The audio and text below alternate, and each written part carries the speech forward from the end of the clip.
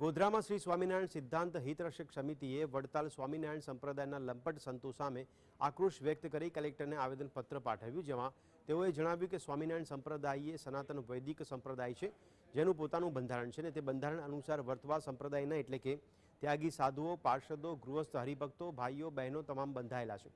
પરંતુ ભગવો ધારણ કરેલા કેટલાક સાધુઓ ભગવા વસ્ત્રની આડમાં અસામાજિક ચારિત્રહીન પ્રવૃત્તિ કરે છે, જેને કારણે સ્વામિનારાયણ સંપ્રદાયના સંતો અને હરિભક્તોની બદનામી થઈ રહી છે. જેથી આવા લંપટ સાધુઓ સામે કાયદેસરની કડક કાર્યવાહી કરવાની માંગ કરવામાં આવી છે.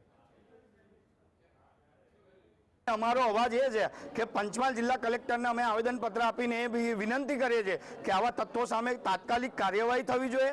બીજા નંબરમાં અમે આ જે અવાજ ઉઠાઈ રહેલા હરિભક્તોની સામે ખોટી એફઆઈઆર થાય છે, એ એફઆઈઆર તાત્કાલિક ધોરણે સરકારશ્રી રદ કરે એવી અમારી નમ્ર વિનંતી છે.